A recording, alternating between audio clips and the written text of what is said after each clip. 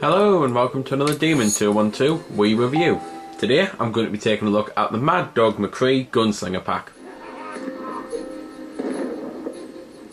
If you've never played it before, then it's basically an old arcade game that I used to quite like, despite it having some of the most awful voice acting and just, well, to be fair, not voice acting, acting, because you see the actors and it's just pretty much, there's some things about it that really got awful, but I still enjoy it.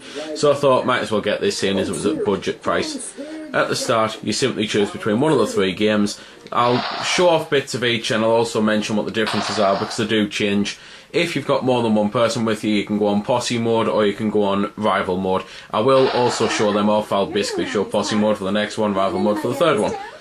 But at the start, the whole point is you get some story. You can mainly skip the story if you want to by shooting, and then it's basically you are watching a movie and you have to interact with it, and this is how it's got some awful acting, because as well as the proper acting bits, you've got parts where, like, well, people will come over, you'll shoot them, and you'll get the most, well, over-dramatised dying that you've ever seen. It's not these bits here, to be fair, these are over-dramatised, but it's bits where you're at the top of the stairs and they'll launch themselves down the stairs or over the railings onto the floor and things like that. It's really cheesy, but it's one of them things that it's so cheesy and camp that it can actually be quite fun and it's just worth laughing at. So the whole point is, as I say, you're watching the movie unfold, and every now and then you get choices like this, so you can choose where to go next. So I'll go to the saloon first, because I know I have to go here to get the key to go to the corral, I think it is, or the bank, or I think it's the bank afterwards. And either way, you can go to them at any point, but there is actually a pattern that you're supposed to go to them in. There's also little skulls that you might be able to see just at the bottom of the screen there. There's one there, and that basically gives you double barrels and that, so it means you don't have to reload as much. However, if you do decide to reload, so if I just fire and reload, then that's it, I've lost it. Reloading is as you'd expect, you aim off screen, push the button, and gun sound effects, if you don't have your Wii speaker on, you won't actually get anything. You only actually get them from the Wii speaker, so if you listen.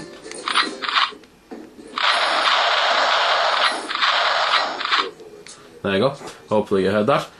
But this is basically all it is for the entire game, an entire third game and second game and all. You're just watching this movie and then shooting at the right times. There's scenes where you'll have to actually do drawing, as in like proper draws and gunfights and that, so I'll just get myself killed because then I can show you one. You just jumped from the frying pan into the fire. You dusting crazy Sam. So there we go, lost me lives, hit continue. I've now only got one life because this, basically the draw gives you more lives. If you lose the draw, then you have to just do it again, you get infinite continues. If not, then you get continues and go along. And it's very hard to do a draw, to be fair, when you try and not swing the Wiimote and knock the camera and that. But basically you aim off screen, reload, fire, that's it. It's literally as simple as that, and you're going to have to do it quite a lot. Pretty much you kill the bosses as well. In the first two where you kill Mad Dog, you have to fight him like that, and it's one of those things that can take forever and a day. It's the only downside really to it, the fact that you have to reload before you draw, because that doesn't happen in real life, you know, they don't say draw and then it's the first to put the bullet in and then fire. But anyway, on to the second Mad Dog. Well, this is Mad Dog 2, nothing much different or anything, but I just at least wanted to show off one of the over-dramatised falling over railings and stuff death, so there we go. Slow motion and everything, you get the growl and all that. But this is the co-op mode, basically the posse mode, and it is just playing over co-op. You share your lives and that. It doesn't really matter though, even if you were on rebel mode, which is the rival things. If one of you dies, you still go and see the funeral guy, caretaker type thing, whatever, before like continuing on, so there's not really much benefit at all to playing from one or the other. At least I don't think so anyway. Co-op mode though at least makes the game more fun. You can both have a laugh at the terrible acting and stuff. And oh, here's another one, right, rolling down all the way the stairs and deciding to leap off with slow motion and stuff. It's just, as I say, one of them things that some of it's so bad you've got to have a laugh at it really. The difference with this one though is that instead of multiple paths you get multiple people that you have to choose type thing. You get like the option of a guide, and depending on what guide you take depends on where you go, so it is still multiple paths but instead it's guides. The third one however is actually a completely different foundation overall, so I'll just cut into it. This is the third one though. I have gone on rebel mode just to at least show it off, and you do get your own scores and that, so that's there to basically say well, obviously the better at scoring and stuff, but the third one is you're a bounty hunter instead, so you've got to choose which bounty you want to go after. So there's the 4 of them, and go for Cactus Kid just for the hell of it. And then again, it's just multiple choice depending on where you go, depends on what you do.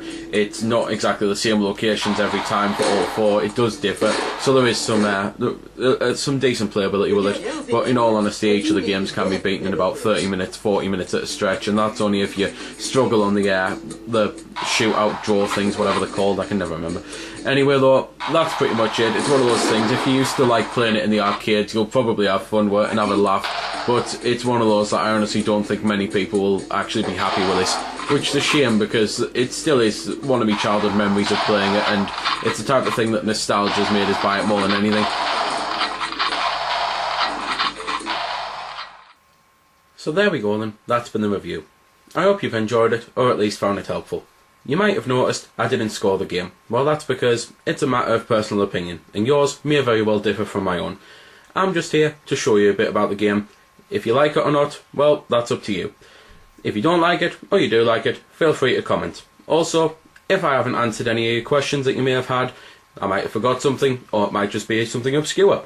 Again, feel free to comment, ask, always willing to help out. Otherwise, if you don't like commenting on YouTube, head over to www.vc-forums.com, where you can chat with me and a bunch of other lads who love the VC, the WiiWare, and hell, even a lot of other systems. We cater to pretty much everything. You can just go there, have a chat about a game, ask about some games, etc. So until next time, this has been Demon212, signing off.